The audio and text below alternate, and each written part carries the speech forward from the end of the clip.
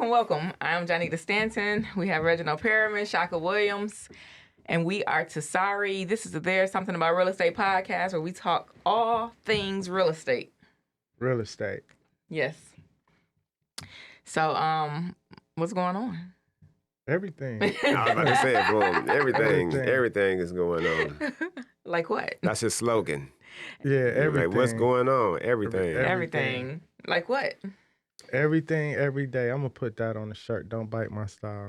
I don't even, I shouldn't have said every it. time y'all put something on a shirt, I'm going to go get one made and put Legacy Park on it. I'm just going to buy the .com for it. Yeah. So I got some sell it back to you. I got some domains that went up in value. Yeah. So people, when we talk about investing in real estate, you can invest in digital real estate. And I have I brought a couple .coms that I was going to use and didn't sell. And then they'll be like, this is worth such and such, or check the value. Yeah. And I think they let you, I think GoDaddy actually let you test to see what it would sell for or something like that. Yeah. But yeah. Oh, that's dope. Flipping domain names. Yeah. Yep. All right. Flipping ain't easy. Right. Flipping ain't easy. All right. So, I wanted to ask, it says, what is the benefits of staying in the industry when the market is down? I feel like that goes here. Yeah. It the benefits is you get to recover from any of your losses, but you get to learn the market better. So like if the market is down, if it changed from what you was used to, you get to see a different side of the market and you create a different skill set. So real estate is one of them things where from realtors and investors, and we said before, where if it's good, everybody is in it. Good meaning it's easy, the novice can do it. But when it gets more difficult, then only certain people can withstand the market, right? But then you create a new skill set, and when the market turns back around, you like 10 times better than everybody else because you picked up extra knowledge, right? That other people don't have. Yeah, I mean, that sounds cool. That's kind of like looking at the glass half full versus empty. You know what I mean? Because I would prefer to just stay in a thriving market. Why do I want to go through a dip to learn something? We would prefer that, but yeah. I mean, once you get out, so once you in the market and you like, okay, I'm gonna wait till the market's good again.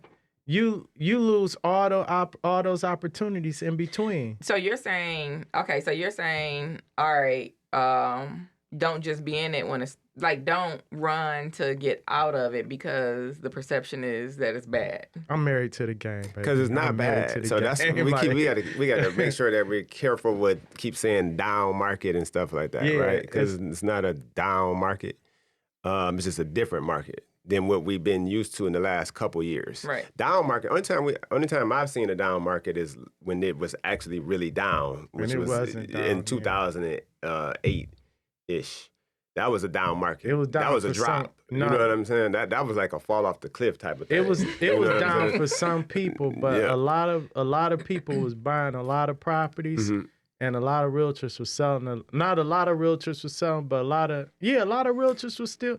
We were selling a whole lot of properties. I don't think that was bad for the majority of people in the world, not just realtors. Everybody. It was homeowners. It was bad. Buyers, sellers. That was a down market. That's the only time I seen anything like that. It was bad for a lot of people, but it was great for other people, and it's always like that. It is. What we were in the past couple years was just more of an even balance. But balance. We were just so far to the seller side, man. It was crazy. You know what I mean? It's not real. So I feel like the market that we were just in the last couple years, that was a fake. You know what I mean? It was made up. Yeah, because you had once in a lifetime interest rates, right? Yeah. But when you say the down market, you got to think like, so if you were a listing broker doing REOs, if you had a preservation company where you just went in and did trash outs, rekeys, cut lines, shovel snow, you made a lot of damn money during that time, right? Mm-hmm. But on the flip side of that, a lot of people lost their homes. Mm-hmm. But there were tons of other job opportunities that came up then that are not around now. So at that, what the reason level.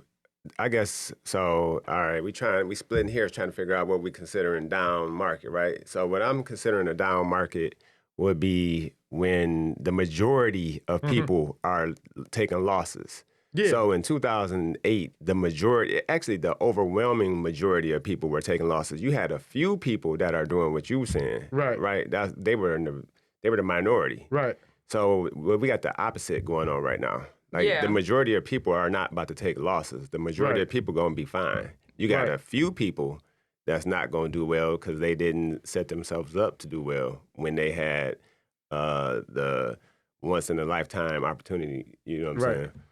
So, well, let me clarify what I mean. So we are talking about down market versus then as far as property values being down versus a good or bad market. When I say good or bad, I mean good meaning that it's so good that the amateur can come in and be somewhat successful or highly successful.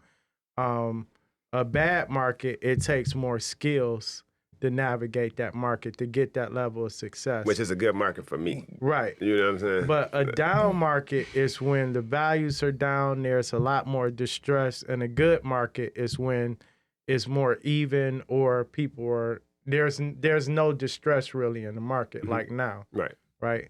So those are the difference between a down and up market and a good and bad market. So right now we are not in the down market. I mean, we're in the so what we in right now? Then, based on that, everything is average. Yeah, you can be average and make average income. You can have an average home and get an average. So for me, I feel like it's about to be a good market because I have less competition, right? So in both ways, from the construction side and on the realtor side. So I'm not big on social media and all that type of thing, right? We just discussed how people find a lot of their contractors or their realtors, right? They go on social media and it's a popularity contest, right? And then you got so many people, right? You know what I'm saying? So now, let's say we had 100 realtors and 100 contractors, right? And it's thriving. I mean, in the past few years, now we're down to 50 already, right? We're down to 50 realtors, 50 contractors. That's good for me. Right. You know what I mean? Yeah. So I feel like this is going to be that's good for all of us because I feel like this is going to be a good market for us. Right. But back in 2008, it was bad. It didn't matter. You know what I'm saying? Like, you went from 100 to 3. You know what I'm saying? So that's why I'm saying it was bad. This is totally different.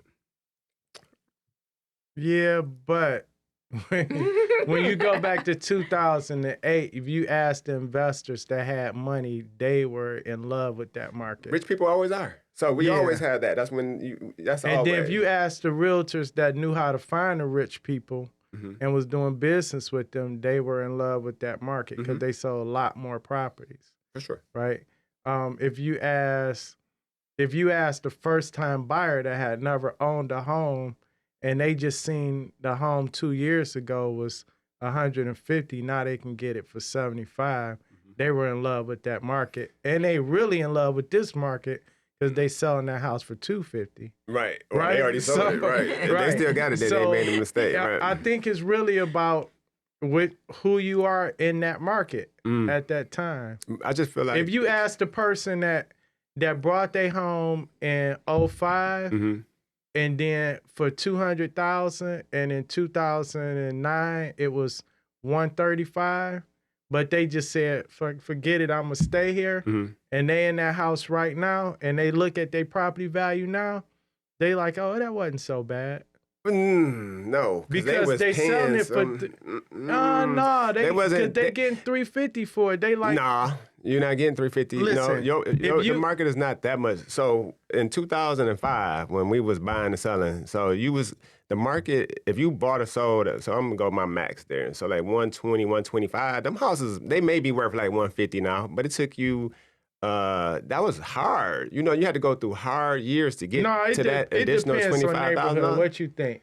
If you pay $125 in 2005 for a 3-bedroom brick ranch in Southfield. So For 125 in Southfield in '05. What is that house worth now? 230.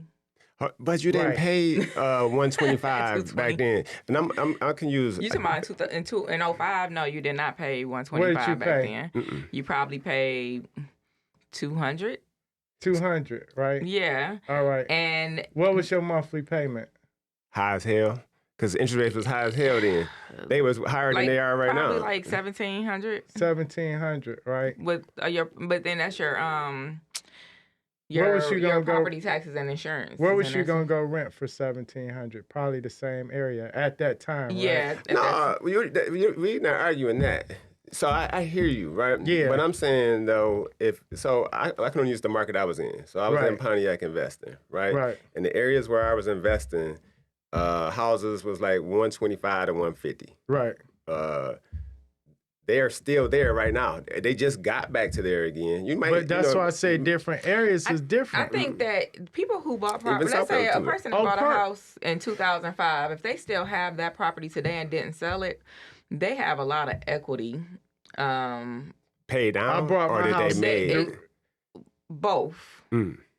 They've paid down the mortgage Mhm. at this point, and now the value has increased from that time. By a lot?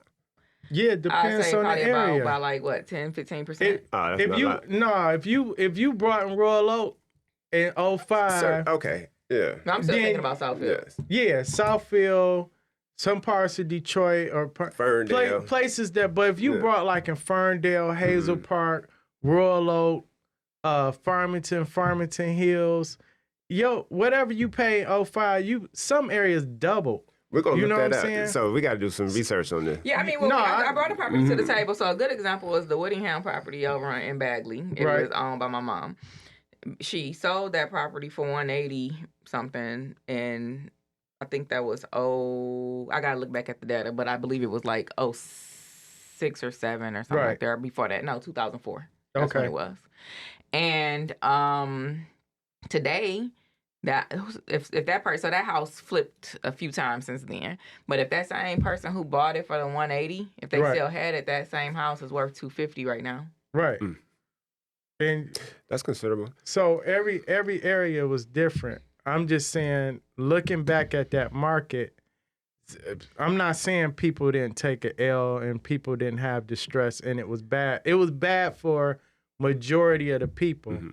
But there's people, and we talking about sticking through a market and Mhm. everything. It was people that just stayed, like people that was paying $1,100-1,200 a month for their payment, and they're like, "Oh, this too high," because all the values went down from 125, now they 40,000. I'm not gonna pay 1,100. But then they'll Yeah, I go thought that out. was the herd mentality. I feel like that was a Yeah. big part of some of the recession. Oh, But then they'll go out and rent a property for 1,000 a month, and now they look back like, "Dang, my house! I let my house go over there. I remember I owned the house and it went down to so I'm going to give you the 40. alternative. I hear you. Y'all talking Yep. about the homeowner, right? But I was an investor Right, that owned several houses, right? Let's say I got 12 houses I own. right, And I'm paying, my interest rate is 9%, right? Right. And I may even be on an arm, right, right? So my mortgage was already high as hell and it's going to increase. Yeah, the rents didn't really go up that much then. Right. So in order for me as the investor to stay afloat, what can you do as the investor in that situation? Because you're taking the L on the rent now, yeah. right? Because you Taking the Negative L cash flow. negative cash flow, and your Negative value equity. went down. right. You get what I'm saying? So that was a bad market. Like, you know what I mean? I hear what Yeah, you it was a bad market, but was it a bad market or did you just buy the properties bad? No, bad market. Would you buy those properties the same way and the same way you finance those homes? Yes. Then you would finance them Yeah. now? I would do it the Knowing same what you exact know thing. now that the market can change like that? Yeah, because that market changed. Like we said, it was a cliff. That's Right. not, you know what I'm saying? There was no balance that happened. But- we just like literally was one thing was happening and the next day it wasn't more. How much equity was in them homes when you bought them? I can't remember, but Was it more than 20 or 30%? I was doing the bird. I was doing the bird back then. So Right. I was buying it. So I came in. Right. I had a certain amount of cash. Right. Bought 2 or 3 houses. Right. And then fixed them up. Cash out, refi, then went to go buy my next houses. So when you're doing that, you're insured. Back then, you can go 90% loan to value. Right. Actually, you can go 100% loan to value, but I was going 90% loan to value. So now it's only probably 10% equity in there because you're using the next money to go buy your next properties. Right. You get what I'm saying? Did you have any free and clear? No, not towards the end. All right. Not towards the end. So the difference is now they only allow you like about 70%. 80% max. So you got 20%. So that's the difference. You got properties now that's free and clear? Yeah. Well, I buy different though. That's why I asked you. Well, I'm saying. So, but what I'm saying is, because I'm not burned. So, but people that's burned is buying the same way. But what I'm saying is, everybody learn a lesson when they go through that adversity, right? Oh, for sure. And even though you got some of the same strategies, you're not doing everything. I'm not burned, but they telling everybody to burn. So the burn is what they telling everybody to do. But that's why we telling people to listen to the show, because we telling y'all, look, if y'all don't, this could change overnight, right? If you can't have like 30% or more equity, you probably shouldn't be trying that 35%. strategy. Yep. Yeah. 30% is being aggressive. Right. But I don't see us so that was probably a once in a lifetime event as well, though. So that's why I'm saying that's bad. But what I'm saying is, being wise and being in the game as long as we have, we always have to be prepared for that. For sure. And then when you look at your portfolio of properties, just think back if you had like 6 or 7 properties at that time that was free and clear. And you like, okay, I'm positive on these, I'm negative $50 or negative $100 on these, you would have been able to balance that out. I don't think it would have been worth it.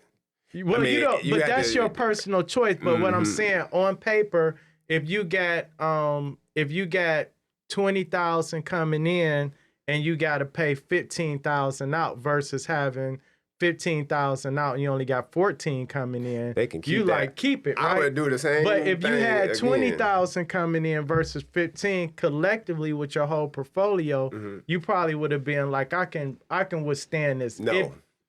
I would have done the same exact thing. They can but have that would have been you. But what I'm saying is, knowing what you know now, if you had a certain amount of properties that was free and clear, it would have allowed you the option to do that. The only thing I would have done different is... Would it have allowed you the option to do that? Yes, but I don't think it was a good option, though.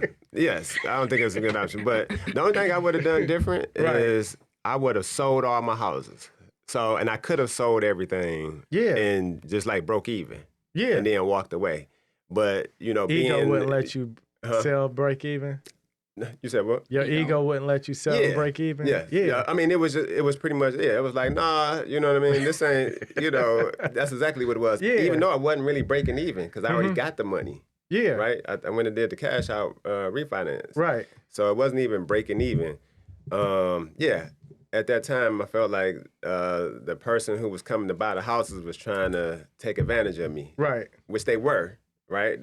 But I should have let them take advantage of me because I would have won in the long run. Yeah, then it wouldn't have been taking advantage of you. Yeah. I mean, that's, so we were talking about flipping ain't easy. Right. I mean, that's part of it, though. Well, because that's what I'm getting ready to get into. Like, should we be, so it's a lot of people basically right now like, wait, don't buy. And then they're saying, if everybody is saying don't do something, then what happened to the motto of like, that's when you're supposed to be doing it? Right. Is that the state we're in right now? Yes. Or are we in the way? Oh, okay. Because everybody was jumping into everything from real estate to crypto because they had the fear of missing out on something. It's just like that. The world is built, the world finances is always built on suckers, right? So when you had the gold rush and all the fools gold, when you read those stories, everybody was going out west. They was going broke getting out there. Everybody was searching for gold, right? And only a small percentage of people made it through. It's just like that with everything we talking about now. Everybody was searching for it. Now they see, oh, it's harder to dig. Oh, I need equipment for this. Oh, I can find a little bit of gold, but not enough to make sense. It's a bad investment. So now you need a skill set. So now you're not gonna find these good deals everywhere. And then if the market does go to the point where you can find extremely cheap properties everywhere, now you got to identify which property is going to give you the best return, because you don't want to tie your money up on some garbage. True. Right? So it's I think people should still be looking for, you should never stop looking for deals, because once you get out the game for 6 months, a year, you start losing that instinct, you know what I'm saying, where you can just start identifying stuff off the top of your head. So how do you buy the right property, and especially in like this changing market? Like, what's the right formula, or does the formula change? Nope. Stick with it. You stick with the same formula. If the formula worked before, stick with it. And the reason we're saying the 65% is because 70% I feel like is aggressive. Right. And that's based on what happened to us in 2008, right? Right. Is we seeing that the 20% equity in the house, that's not enough. That's not enough cushion. But 35% is good. Now, if I would have had 35% cushion during that time, and yes, I could have persevered. I could have stayed in there and kept everything. Right. You know what I'm saying? But with the, only having 10 to 20%, yeah. So, just stick with as long as we stick with our program, right, we're gonna make more money because we're gonna have less competition. You know what I mean? And then you got to stay with your formula, whatever your percentages work. Don't people get caught up? Oh, it's 50,000 to buy it and 30,000 to rehab. Oh, they got an offer on it. Somebody bid 55,000, then you come up to 56. Oh, it's only another 6,000. No, your numbers don't work no more. Don't do it. Yep. Yeah. Can't be. So yeah, that's the one thing you did learn is no emotions at all. I don't have no emotions. I don't care about houses. You know what I'm saying? I don't like people be really loving the house, and you know what I mean. I'm not in love with the house at all. I'm in love with the money and what the house can do for me. And if it can't do what I need it to do for me, then I don't want it. So Shaka is saying don't have no passion projects. Yeah, exactly. Never. As an investor, them the ones that kill you. Yeah, they waste your time. Greed and passion is what's gonna kill most of your flips. Mm-hmm. Oh, I just want to put this into it. I think it'll look so beautiful. I want to flip that house. And the buyer's like, this is ugly. What made them do this? You know what I'm saying? I seen one house where they had like 2 sinks and then it's like 3 windows. This in the bathroom. But they 2 small sinks. I can't even. They look like 2 sinks that would be like in a half bath, like the first floor half bath off the side door entrance, little small skinny, baby one, like 18. What is it, 4 inches, 4 feet wide? But it's 2 of them, and then it's like 3 big windows in the bathroom, and then it's a shower. It's just like a funky design. I'm like, who thought of that? And I can just think somebody, oh, this gonna be nice. It's gonna be his and her sinks, but this the wrong his and her sinks. Right. Like it's the wrong size. Huh? Yeah, 2 baby sinks. Exactly. So is that where it goes wrong? The passion projects, just going outside of the formula. I think you going in wrong because they don't even have a formula, so they're buying uninformed. Or like I get the investors that come from out of town. I want to buy in this area because I think it's coming up and I want to be part of Detroit's comeback. And they like, I think Amazon is going to be over here. I think. And I believe. And I be like, them just the wrong trigger words. Like, what's your budget, right? Oh, well, it depends and all this. And I'm like, no, you got to have a formula. Like, if that formula don't work over here, you could spend $20,000 on this house and it'll be worth $150 10 years from now. But you could have also spent that same amount of money somewhere else and made it to $400,000 over the next 10 years because you went to a market that was already thriving instead of just sitting here waiting for a hope and speculating. Mm-hmm. Everybody want to be the one like, say, I made it here first. Remember they do like, I posted first or something. Yeah, that's what everybody want to be. People treat real estate sometimes like GameStop and AMC stocks, right? like, oh, it went up to this, then everybody jump in. You was never even thinking about investing in GameStop before then. Like, you ain't look at the balance sheets. You ain't see if their earnings made sense. None of that. They P/E ratio. You didn't look at none of that. You just seen, oh, it's blowing up. I'm going to get in at 40 and it's still going up. And then people got in and lost their money because they was late. But yeah, so to answer your question, it goes wrong. I feel like it goes wrong at the beginning. People going into investing with no strategy. All right, so we need a strategy. Right. Okay, and then how about financing it? Financing it, you just can't be over leveraged. Like, you got You want to put all your cash into it? It depends on the price, and it depends on what else I got to do with my money. But most of the times, no, not on the flip. I never want to put my money in the flip. So I always get the investor ask or the lender, well, how much you want to put in? $0 and 0 cents. I don't want to put nothing in it. Yep. And that's just how that's something that I did learn. I learned that from 2008. Even though I did have a lot of my money invested in that. But yeah, now, just because you had the money don't mean I want to risk it all. You know what I'm saying? Especially when I don't have to and I can borrow somebody else's money and risk their money. I'll put 10 to 20% into it. They get money. So this is the reality. You got to keep this in mind. The people, the banks and the lenders that are lending us money they're taking the risk, and based on them taking that risk, they're making money off of it. You know what I mean? So they took the risk. Right. I'm willing to pay your interest and whatever your fees and your points for you to take the risk. Right. You know what I mean? And part of the risk is if the market was to fall off tomorrow, you're gonna lose your money. Right. I don't want to lose mine. Are the investors or are they partners? They investors.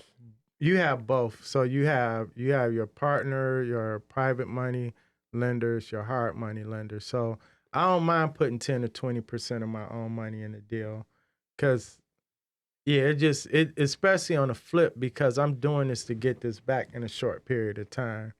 A buy and hold, I don't mind putting 10 to 20% in a deal, because it's just money that's accumulating over time. But you do have more risk. So the least amount of money you can put in, the better. I think, because so if I had $100,000 to invest, I would want to spread that $100,000 out between 5 or 10 houses versus buying $100,000 home or a $80,000 home or whatever. I would rather spread it out over several homes. And then now my portfolio is a little bit more balanced. So one property may not be performing, but the other ones are. And then it leaves me that cushion. For sure. No, they're definitely not partners, but they always want to be a partner. I hate that about. So those are bad lenders. The ones that always want to partner up with you. You know what I'm saying? Like, no, I'm paying you a fee. I'll pay you a fee for your money. Right. I'll pay you your points and your interest, but you're not getting half or any percentage of my profits. You know what I'm saying? At that point, I will use my own money. So if I'm doing that, then I may as well use my own money. Right. So what's up? How do you help people to find like the right lenders, especially if they're using like private lenders? Like, can those individuals like overstep? Kind of like what you said, if they want half or if they want to become partners. Like, what's some other ways that Well, if you a new investor and you got to ask that question, you probably shouldn't partner with somebody else's money. Meaning, like, it's really a partnership. That maybe like they're putting up the money and you're putting a deal together and y'all gonna split it at the end. If you brand new, you probably shouldn't be doing that, right? Because you don't have enough experience to not lose their money. But see, the thing with a hard money lender, it somewhat protects you, right? Because for one, they're not gonna loan you money. They're only gonna loan you 65, 70% of the ARV anyway. So you already got your profit built in. They're not going to give you all the money up front for repairs. They're going to pay it out as the work is getting done. So it's almost like you got somebody coaching you through the process. But with a partner, if we come in 50-50, I probably wouldn't do that as a new investor. Because unless that partner knows what they're doing, and I went out and found a deal and I'm doing all the legwork, like meeting the contractors and all that stuff, But yeah, I don't think that's a good deal for a lot of people. The moment you hear the investor or the lender say they 50-50 or any percentage of the profits, then I run away from them. I don't even want to talk to you no more. How about when they tell you about how to buy the house or what Well, it depends. So like what Reggie just was explaining, he's saying if you're a novice coming in and if you have that person, they're trying to secure their money. Right. And if they're walking you through and making sure that their money is secured and you can still make money off of their money, then, if you're new, you can do that. Okay, I mean, there's nothing wrong with that. What about if you're not new? If you're not new, then, we don't have to do that. You know what I mean? I mean, we may not be able to borrow from that lender, but we don't need that. I don't have to listen to them. Yeah, if you want to make your own decisions, you need your own money. If you borrowing people's money, they going to dictate what properties you buy, or they'll say you can buy that property, but we're only going to loan. It may not even be 65, 70%. They may say we're only going to loan 50%. Now you got to come up with the rest. Since you got to come up with the rest, we're going to see how much you really like this project. Mm-hmm. So what if you're willing to come up with the rest and they tell you that you can't? Then they don't want to lend to you. They really don't want to lend to you, Is that what you're trying to get to? Basically, they don't know how to tell you no. They don't know how to just say, no, I don't want to lend you the money. You know what I mean? If you get too much pushback from a lender on a property, it's probably not a good investor. Lenders are loaning based on what the numbers are now. I don't care if you was buying in the North End 3 years ago, a 2,500 square foot colonial, and you was buying it for $40,000, most lenders would have told you no. Absolutely. You buy that same house now for $40,000, they'd be rolling over to give you money, right? But the thing is, they were not loaning money back then based on what it could be. They're loaning on what the market is now. So you can't be mad at that because you're using their money. So sometimes you have to invest your money in whatever your projection is of the market. And some lenders are just not going to. Right. All right. So we figured out where we going to get our money from. What about contractors? How do we do that? As far as how you find them? Yeah. Like, I mean, for real, the reality is I've been looking. So I normally don't pay attention to other people's projects, but I've been getting a lot of calls. And so I've been seeing other people's projects, right? Yep. And I'm like, damn, it's a drastic difference. You know what I mean? In quality, the amount of time it's taking. Contractors is a tough one. It's hard to find good contractors. I'm gonna tell you the best thing to do. If you see other investors, go to like investor groups and ask them who's their contractor. Now you have some investors, if they like doing a lot of jobs, they don't really want to give up their contractors because they like, I don't want to distract them from my stuff. But if you go to like the investor meetup groups, you'll find either the contractors will be there looking for business or the other investors will know. And then ask the investors, can you come see their project so you can see the quality of work? The thing is, though, with new investors, you really don't know. You know what looks good, but you don't always know quality. Right? You see the floor down, but you don't know that floor is not really level, and in 2 or 3 weeks you're gonna see cracked tiles, right? So it's hard to determine, but go to a couple job sites. When you go on the MLS or somebody, you're looking at properties that's like completely redone. Maybe you see them on Zillow or Realtor, sent you some flips. Then go ask them who did the work on these properties, and just don't be sticker shock when you find out the best ones. I was waiting on you to stop. I was gonna say, well, the reason. So them investor groups, I would take that with a grain of salt as well. Because I pay attention to them. I'm in there to pay attention. So when I first got I'm not talking about the online. I'm talking about going to the actual meeting. Like MRE, like where you would meet. But even meet. there too, though, they do the same thing. That's all based on who they, a lot more who they people friends in there. with. But you just got to be. So I think what a lot of investors do, not even just new ones, all investors, right? They greedy. So when they go hire the contractor, they're trying to get the cheapest price for everything. And you're gonna get what you pay for.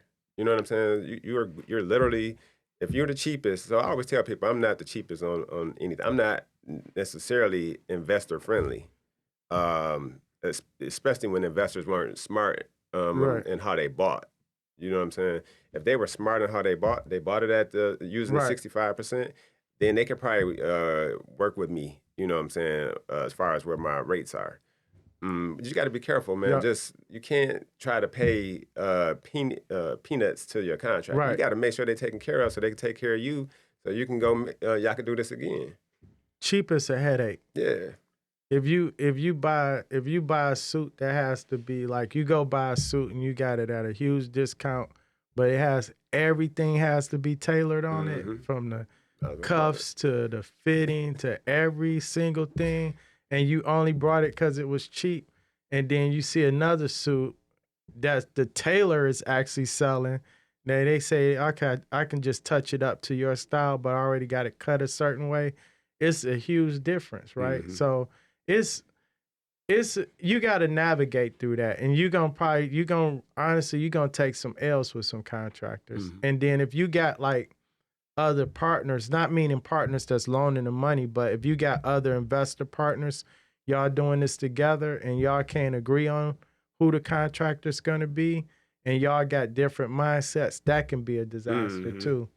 So then you be calling Shaka or Mark or somebody to finish it, or contractors. You can go be a double struggle. pay. So I love the investor that comes. I get it all the time. Right. The investor that went and paid somebody else first. They may have came and asked me for a quote, right?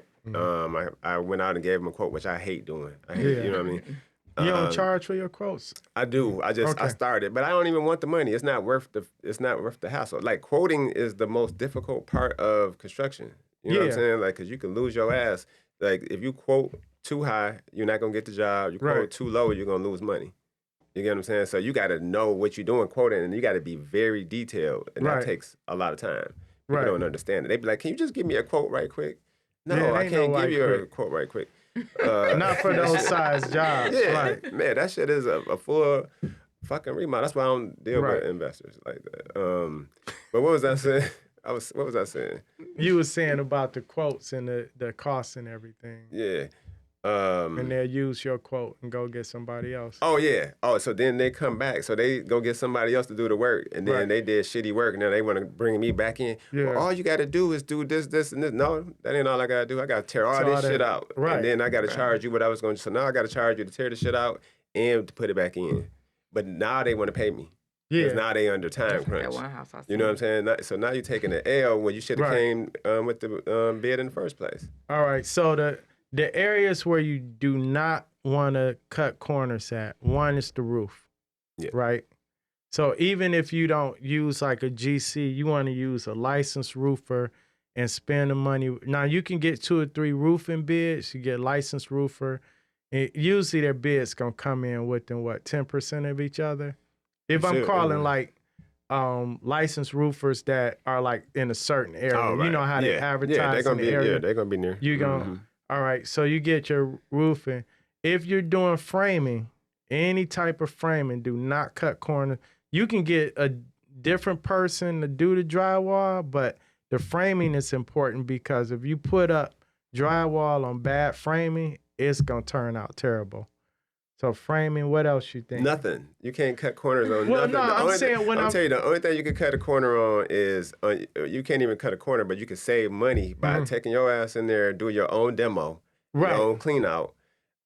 You may be able to save some money doing paint, but there's nothing else in the house that you can cut corners on. Like, well, I'm not some deep discounts on cabinets and. I'm not talking about cutting corners as far as I'm not talking about cutting corners as far as like the cost. I'm talking about like maybe you want to do some of the work, like you said, right? Now you can put your own toilet in, right? But I would highly, unless you're if you're a professional to that level, you probably wouldn't be hiring a contractor. But things like roofing, don't try to do it yourself. Don't try to do the framing yourself. Don't try to use a handyman to do roof work, drywall, framing, drywall. You can use a handyman to put in a toilet. You can use a handyman to put in a sink or replace a sink. So you have your handyman or do-it-yourself stuff, Mm-hmm. but the stuff I'm talking about that you absolutely want to hire a professional for is the roof, framing, your HVAC, your Drywall. electrical. Electrical is big because people would be like, oh, I put in a new panel, or I got a guy, he said he can put in a new panel for me, but you got all these double taps, you don't have to, everything's messed up, right? So it ain't gonna pass inspection. I mean, I don't even small stuff though, or what you might consider small, like paint. I would say you need a professional for that as well, because you go through hiring professionals for all this other stuff, and then you get down to the paint and you feel like you're gonna do it yourself, and now it look like you did it yourself. But people can paint. So painting is one of those things where the difference between a professional, so the difference between a professional and a do-it-yourselfer, and what he talking about is safety, drastic. Like you can see the difference. Right. I'm saying a professional and a homeowner can paint, and you had the same look. Like I've seen people who paint their own house, and they do just as good as a professional did it, right? But not in the same amount of time. So right, time you might be where talking you're about a gonna save homeowner. money. I'm talking about as an investor. Like, I don't want to hire somebody for my flip that doesn't, I'm just saying, painting is one of those things that somebody, you don't have to be like, you don't have to be like an expert to paint. Now, the experts are going to do it quicker, but you can get away with painting your own house. If you trying to get like creative and you got two colors and all of that, if you're painting and you got like a clean slate of drywall, you don't have to mud and scrape. You don't have to fix any deficiencies in the wall. You can paint yourself, right? Yeah. But if you got plaster and all this other stuff and you didn't do like a complete demo, then you might want to go ahead and hire a professional. I'm telling you, the only thing I think those are the only two areas is clean out. And you can, clean out, paint, and then clean up the post-construction cleanup. Other than, you can do your yard. What about your peel and stick tile? Like if you just putting tile down in the bathroom, like a half bath. That just depends on how good the individual is. You know what I'm saying? Like I guess you could hire a handyman, but it's going to look like a handyman job. Even that's different. You know what I mean? Professionals make your stuff look professional. Right. Yeah. All right. That's a huge difference. All right. I'm stuck. Not literally, but how do you not get stuck in the flip? How do you avoid it? Or how do you get stuck and how do you avoid it? So to explain that to a lot of people is when she say stuck, we meet a lot of investors, they're like halfway in, but they ran out of money, right? Or they're a third of they just ain't finished the project. And then the worst situation to be in is right when you demoed the house. If you ran out of money or your contractor left, that's the absolute worst, because if you bought a house that was somebody was living there, but it just needs updates and everything like that, it's possible at that moment you go in and you clean the house up. At that moment, you can probably still sell that house on a retail market, right, and break even. Sometimes at a profit, depending on what you brought it for. Once you demo that house, you just lost all value at that moment, right? Because the average investor, unless they actually know the real numbers, they can come in and finish the project, but you lost all your ability to sell it on a retail market. So you need to hurry up and get over that hurdle to where you got the house prepped. Maybe you don't have all the toilets in and fixtures in, but you got the drywall up.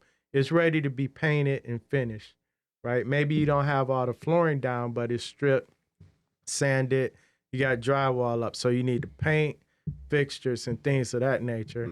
Now you can sell it again, but yeah, getting stuck in those projects is hard because people don't see the value in it no more, and then everybody think you desperate too. Well, you are. So, yeah. They can smell it. Yeah. Right. But how do you not get stuck? Well, by going in with a game plan. I think they're getting stuck because they didn't go in with a game plan. They bought it too high, because you didn't have a game plan. You bought it too high.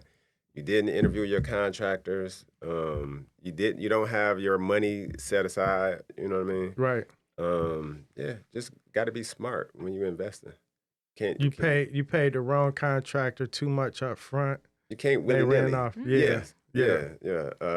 And that's a tough one right there. That's why I hate doing full house remodels. Right.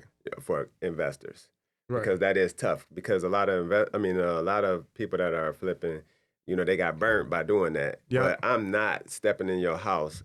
So this is the crazy thing. Normally, I don't even ask for draws for on stuff. But then now so you know how investors say that they stuck? Right. We get stuck too. Yeah. So I get in there and I'm doing all this work for people, and now it's time to get paid. And right. so they're not paying, or they don't have the money to pay. Right. You know what I mean? So now, I used to didn't take draws all the time. Right. You know what I'm saying? I just go in there and do what I had to do. But now, nope. You're going to give me, I got a new thing that I'm doing, 50, 40, 10. 50% now, 50% down. Right. And that's going to buy all your material. Right. Before I even start, you got to give another 40% before I even started. What you're going to have, and a lot of investors don't want to do that because they've been jilted, right? Right. But contractors get jilted the same exact way. You get what I'm saying? And then I know they come back and they say, well, you have a recourse. You could just place a lien on the house. Right. Well, you can just take your ass to court and sue the contractor then. Yeah. You know what I'm saying? So we both have that. So, you know what I mean? So I'm just on the contractor side now where I'm just not, I don't have time to play with these investors. The problem with suing the contractor is some contractors are not collectible. Same thing with placing the lien on the house. But the house is there. You can get the house. But then you second to that hard money loan. Yeah. You're not getting no money. You might not get no money. You know what I mean? We don't know how much the house is going to sell for, and they got a first lien. And I got to sit around waiting on that. I don't have time for it. Yeah, so you just got to be serious. So now I'm only dealing with serious investors. Right. That's for real. And then they know I'm for real. Right. All those newbies, don't come.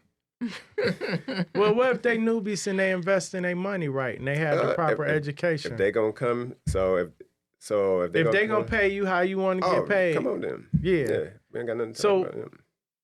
I usually pay somewhere between 25 and 30% down because I figure like I'm not. Let's say I'm doing I need a roof, kitchen, all of this. I'm not expecting you to buy all the materials for the entire house all at once, right? So of course the first thing I want you to do is a roof. But if I gave you 25% of the entire project, you got enough for your roof materials and labor. Right. So let's just say it's not true. Let's say it's a $50,000 job. Okay. So right? 12.5. And and you doing a roof, and this is a bungalow like Fenton, right, or something like that. You got a $7,000 roof. I gave you 12.5, right, and you finish the roof. You might go in and do some demo or some little small stuff in the house. Now, you went through that 12.5. I come back with another 12.5. Okay. Right? So we're going like that. So this way, I'm never too far ahead. You not behind, right? And what I noticed that when I work with contractors like that, sometimes they'll go so far in, by the time I'm ready to give them that 12.5, I end up giving them 25 because they so far ahead of what I paid them because, all right, they brought the materials for the roof, but they went out and got the paint and some other stuff that they needed. They start doing the electrical, and they just rolling. And I come through, and then it's like, okay, instead of 12.5, I give them 20 or 25. That's typical for a good contractor. Right. So a good contractor is going to be exactly what you're saying. Right. The problem is that all the investors aren't like you. Right. You know what I mean? They don't come and pay. They don't see that and then pay. So I hear you. Right. But as from the contractor defense, I wouldn't be able to trust a lot of new investors. So part of it is relationships, is what you're saying. All of it, yeah. I mean, but like it is hard to find like a contractor that you can trust. I know, like back when I was first doing flips, I used to spend a lot of time in the store, a lot of time at Home Depot because I gotta go and I'm spending $10,000. Like that's a long ass day in Home Depot buying material. $10,000 to get your project started or whatever it is, giving the contractor look kind of like more so on your payment plan. Like, I'll get, because, you scare somebody might run away. Like, I'll give you a little bit to get But you ain't gonna run out with my money. You know why? So- Because that's who y'all using. You using Pookie and Ray Ray. No, I wasn't using Pookie and Ray Ray back then. Look, man, look, hold up. Then why you scared of him running away with your money?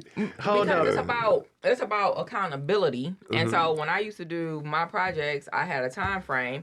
If you tell me that you can get it done in 8 weeks, I'm gonna probably in my mental contract put you on about 12 weeks. But you best believe I'm gonna be doing all my time checks because I want to make sure we on your 8-week schedule, like you said. And then I want to make sure the project gets done. You don't take no vacations, like whatever it is. So what I'm saying, you're definitely using Pookie and Ray Ray because if you hire, no, I'm just giving you an example. So if you hire Joe Smo box construction company, Right. like a legitimate, what you would consider a legitimate construction company, Right. and are you gonna do that same thing to them? Is that how you gonna pay them the same way? Half now and half No, later, or like how you thirds, just or whatever. No, how you just described it. You just described that you will give them a little bit to get started, and you know what I mean. But you're not gonna give them too much because you want to make sure they don't run away with the money. No, you're not gonna do that. Yeah. No, It's you're like not. my closet. I have another closet on order, and do you think I paid them in full right now? No, they're not paid in full. When they come in and install my closet, they'll be paid. No, that's not true. So they got some money down to hold my pricing. So the construction company ain't gonna come to your house. Like if somebody's go get a quote from a kitchen or bath company, right?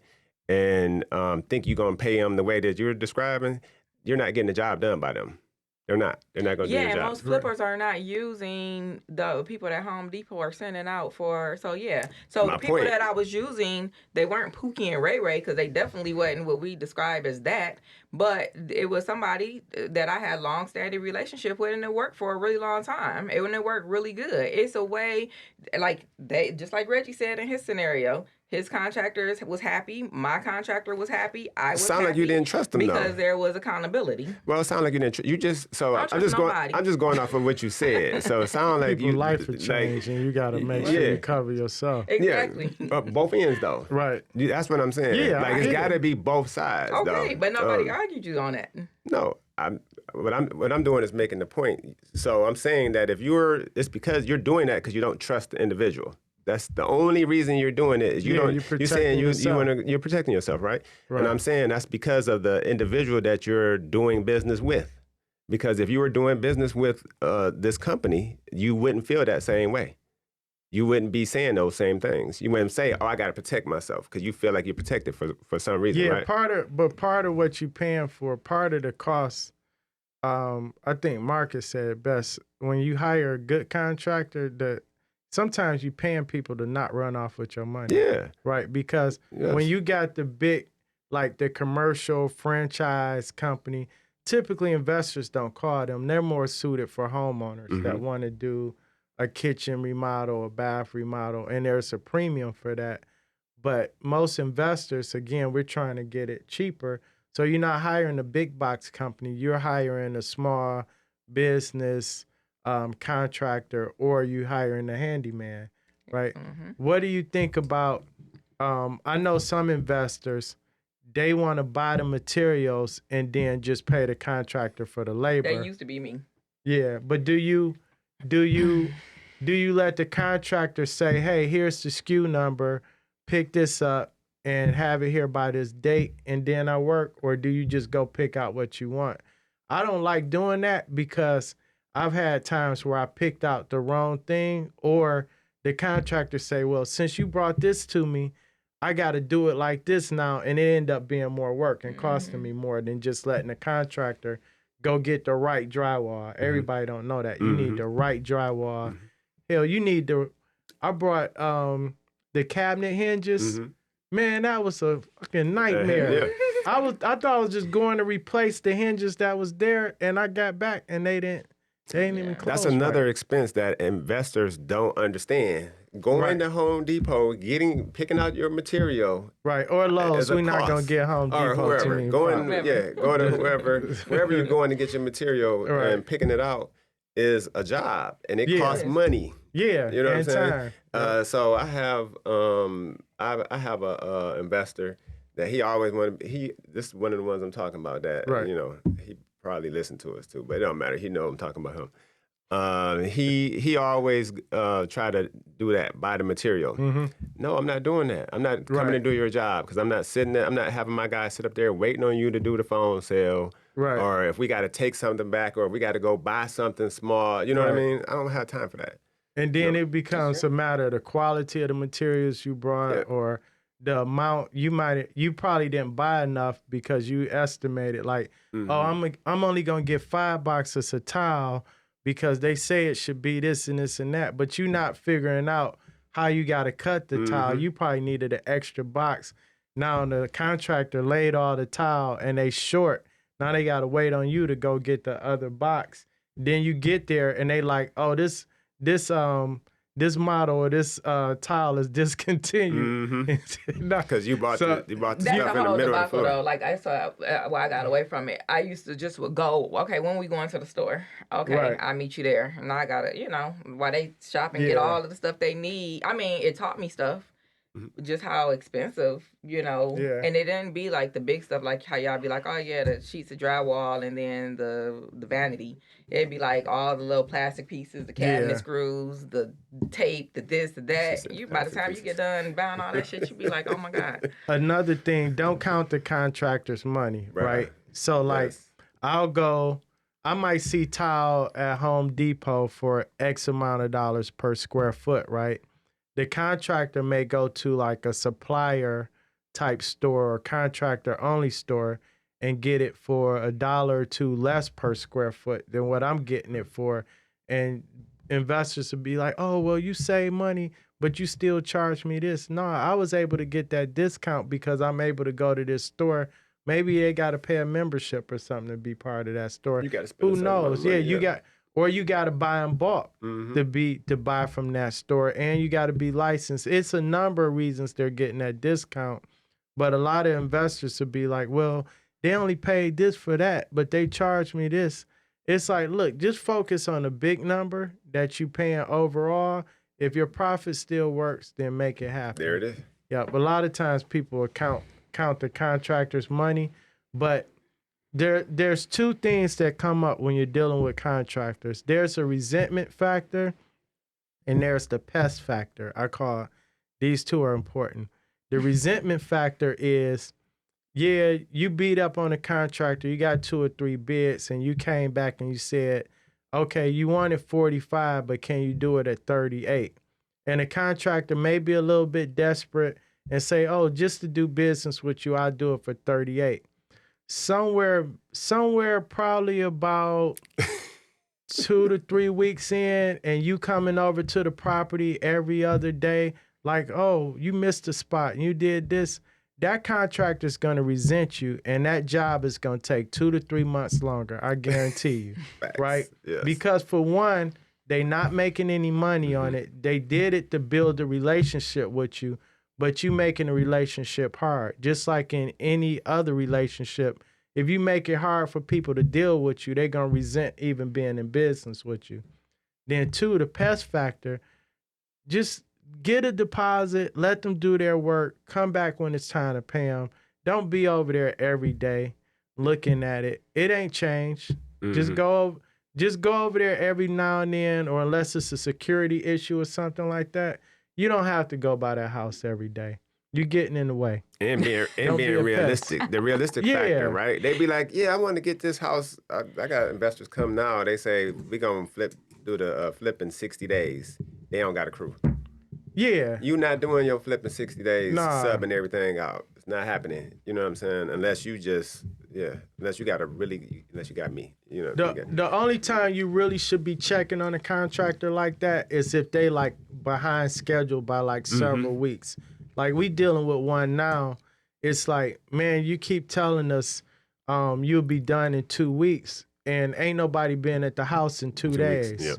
You know what I'm saying? But you got 2 weeks worth of work, but you ain't been here in 2 days. Now you gonna be 2 weeks and 2 days doing the job. So yeah, sometimes you do have to check up on them, but if they over there working, you see the guy doing the roof, don't start asking about, oh, when y'all gonna start on the kitchen? They doing the roof. You know what I'm saying? Let them do that first. And just be realistic too, because so I'm not gonna be on your job every single day, right, unless you paying me a hell of a premium. Right. I have other jobs scheduled within your job. As long as I hit my deadlines and my time frames, then leave me alone. Right. Right. But no, you shouldn't. I think John Graham was talking about that. You know what I mean? He's realistic in his expectations of the contractor. Right. Like, no, you know, I might go over there and you may not see the person over there for 2 days. Right. You know what I'm saying? But then you might go over there the next 5 days and they've been there 5 days in a row. Right. You know what I mean? So you just got to have real deadlines. When I first started investing, I knew nothing about construction at all, like zero. Like I knew nothing at all. I didn't start learning about construction until 2013, when actually a little bit before then, like 2010, but 2013 when I started my construction company. But what I used to do is what you just described. I let the professionals be the professional. Right. If the numbers work for me, right. Then I don't care how much money they make. I don't care how much they get in material for. I don't care. You know what I'm saying? If I said 30,000, if they made 25 and they got my stuff done, you know what I mean, and the number worked for me, I was cool with it. Right. You know, get my work done in a timely fashion that fits my formula, then I'm good. Right. That's where people make the mistake at. They're trying to learn your job, which is it's cool, but you just got to do it a certain way. Right. You know what I mean? You can't be in the way. Yeah. So one more thing though. So what do you think? Should everybody set a deadline with their contractor, and what should be the penalty for not meeting that deadline? Yes, I think deadlines are realistic, as long as they're realistic deadlines. Right. And then y'all got to negotiate whatever the penalty is going to be. Right. So what if the contractor say, I can get this job done in 3 months, and you say, okay, if it goes to 4 months, do you think a discount is fair? I do. I think something, it's depending on why. If it's the contractor's fault that it happened, yeah. Right. Sure. Now, I'm in favor of doing this, but when I talk to investors, they think I'm crazy. So let's just say it's a 3-month project. Everybody that bid it told you this was a 3-month project, and would you give an incentive if they finish early? Should I do it? I tried it all the time. That don't work. I mean, I used to almost tell somebody I'd pay you double. You know what I'm saying? Like, bro, you come and do this, I'm gonna give you double. They still not gonna get it done in the time. Right? Yeah, I've given some contractors. I said, if you can finish this a month early, I'll give you, because a month early means one less payment I gotta make. So whatever I'm saving, I'm willing to fork over to the contractor. How often has that worked for you? So you said you've done it? I've only had it happen twice. Where they actually did it? Yeah, and they was in there. And it was just fortunate, like I was the only job they had of that size. All the other stuff they was doing was like small jobs. Yep. But it don't work. But either way, it's still an incentive in case they're in a position where they can run through it. I'm going to tell you the issue I run into with that.